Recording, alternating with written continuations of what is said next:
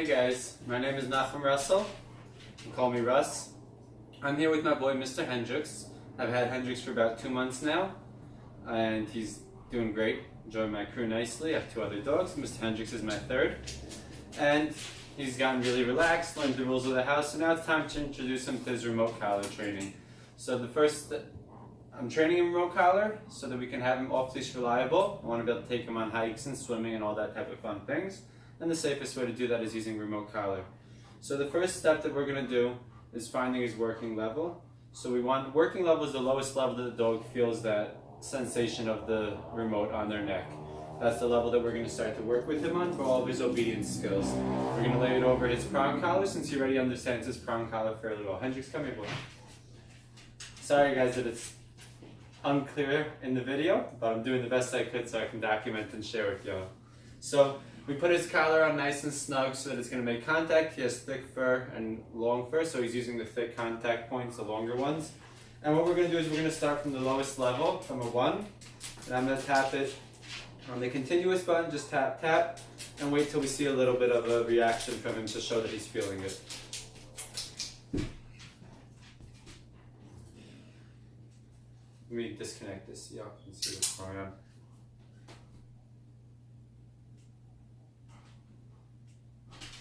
So right about there, we're going to do it at about a 4 or 5 is where we're going to start working him at.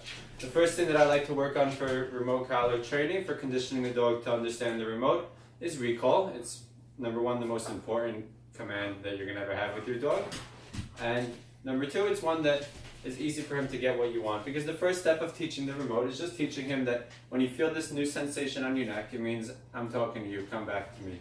So we're going to use some treats. I have some high value treats in my pocket, some dry raw chicken that he loves.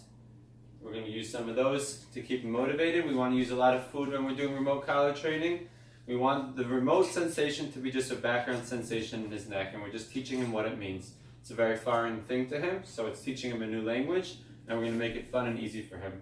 Now, one of the cool things is you don't need a lot of space for this. Like you guys see, I don't have a lot of space here. I'm in my family's living room, but just a little bit of space, because recall doesn't have to be far. You don't have to start on some 50-foot recall. It starts off just meaning that the word come or here, whatever word you guys want to use, means you're over there, I want you over here, bring your body to me. So it doesn't have to be, and when you teach it in a very strong way, just 1 foot, 2 feet, 3 feet away, whatever it is that you're doing, then it all will carry over to that 50-foot recall that you see that everybody loves to watch. So we're going to start off easy.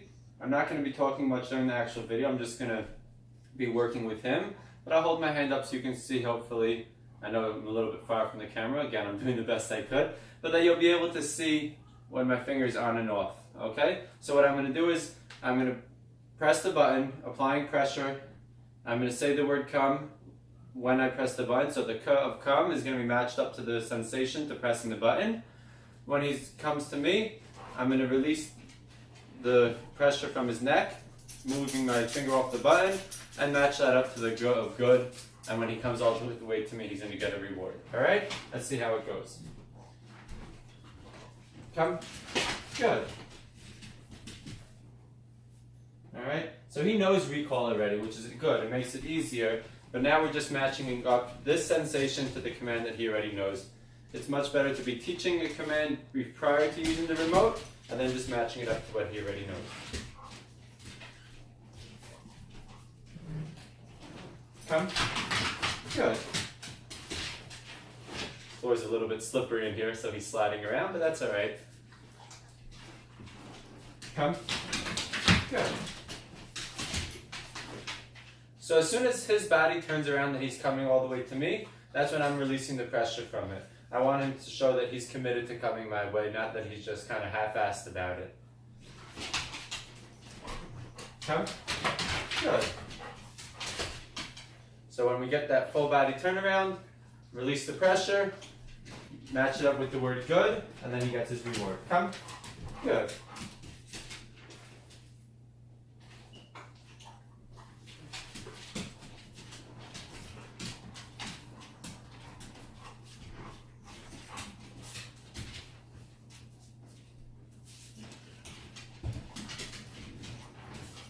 Come.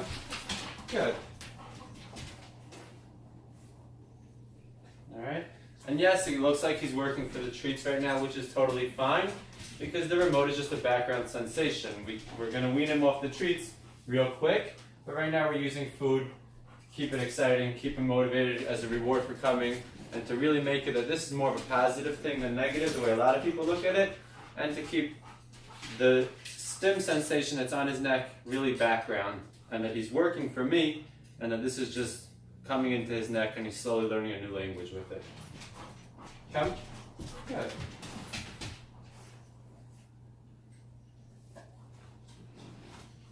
We're only going to do a couple of reps right now. This is his first session. We're not going to do that much. Come. Good. Good. Come. Good.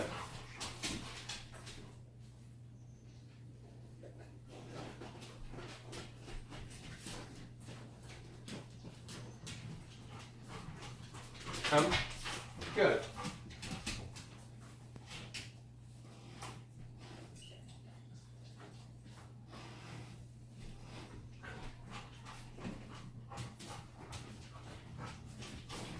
Come. Good.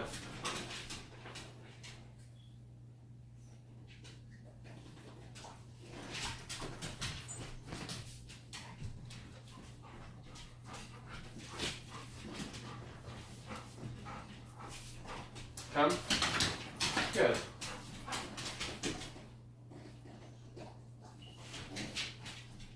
Come. Good. I like to teach recall where he's kind of just like you see wandering off on his own, and then I'm having him come back to me as opposed to putting him into a sit or a down and then calling him back, because it's more realistic, it's more real life. Most of the time when you're going to need to call your dog to you is going to be when he's walking away from you, not when he's sitting there waiting.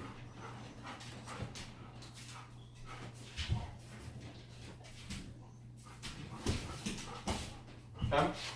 Good.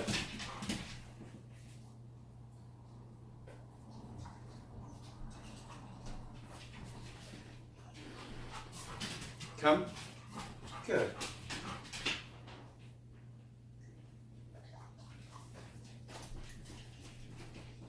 Come.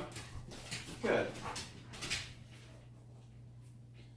And like you see, we're not using any leash pressure at all. The leash is there for guidance to bring him back to me, more directional guidance, but no leash pressure should be used. The only pressure on his neck I want him to be feeling right now is this new sensation of the remote.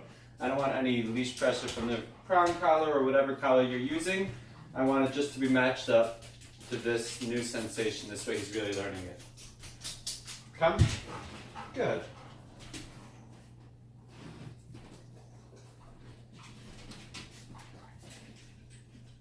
Come. Good.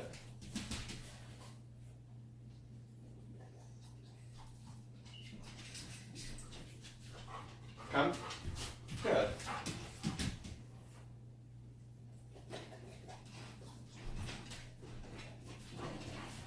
Come.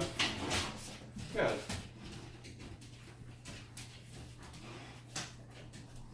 And also, I don't really care if he comes back into a sit or into a down. All that stuff is nice and fancy. But for real life situations, the main thing that I need is that my dog is back next to me. He happens to be giving me a nice sit every time he comes back because he's just used to sitting in front of me and staring at me with his beautiful eyes. So I don't mind that. It's nice, it's an extra bonus. But all I really need is that he's back next to me or in front of me and it's all safe.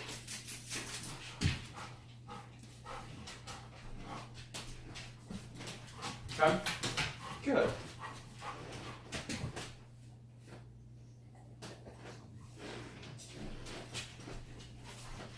Come. Good.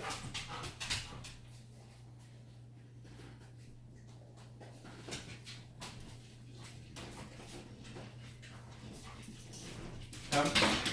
Good. Right, so I'm hoping you guys are able to see it in the video, but he's getting it nice and quick. He feels the sensation. I say the word come. He turns his body right back towards me. Match it up with good. Nice and simple and easy. We want to make it nice and easy for your dog to understand. So that's why we're using the leash. We're using body language a little bit, like you see I'm backing up with my arms out, bringing him into me, and we're using food as that motivator, as that reward. So you want to keep it fun. You want to give the answers to your dog in the beginning, okay? Because we're teaching him. So we want to make it nice and easy. Break it down step by step and give him all the answers. So the first thing that's happening is he's feeling this. He's going, what's that? I'm saying, it's me talking to you. Come. I'm backing him up. I'm giving him the guidance. I'm using the leash for guidance. And then he's getting a reward. So the answers are all there for him. It's making it nice and easy for him to learn. And then when he actually really gets it, that's when he's going to have that test where we're going to be able to say, all right, no more physical guidance, just the pressure from the stim. I'm going to say the word come, you're going to come to me, and he'll be ready for the test because in the beginning we gave him all the answers and made it nice and easy to learn. Do a couple more reps and then we're going to wrap it up for now. Come. Good.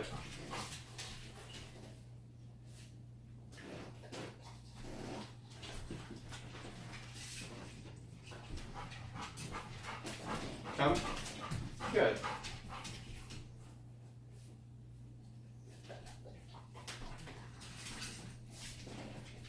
Come. Good.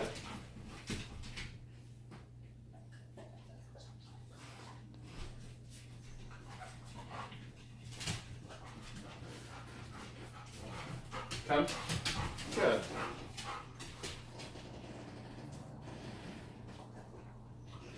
Good, you're a smart boy. Come. Good.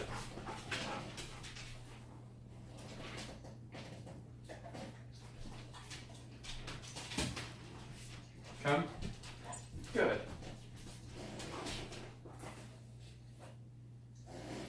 So good is our marker word for what you're doing is great. Keep it up. Reward to come. All right? Come. Good. That was a good example. I don't know if you guys were able to see the whole thing because it's a little bit out of the lens, but he was a little bit in his own world, staring at his reflection in the water bowl. He likes to look at his beautiful face. And I tapped the collar. I can see he felt it. I said the word come, held it down, and then we got that complete turnaround. No leash pressure again, just all stem with guidance. Come. Good.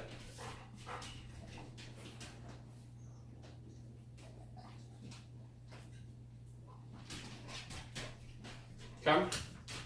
Good.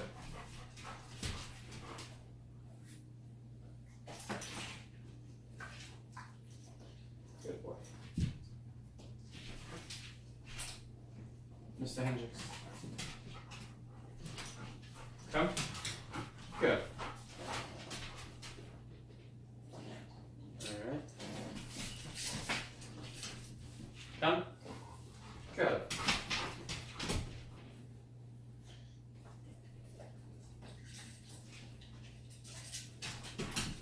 Come. Good. Obviously in real life you're not going to walk around like this.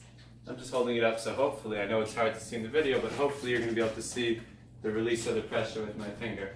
Alright, we're going to wrap it up for now. I'm only doing short sessions with him in the beginning.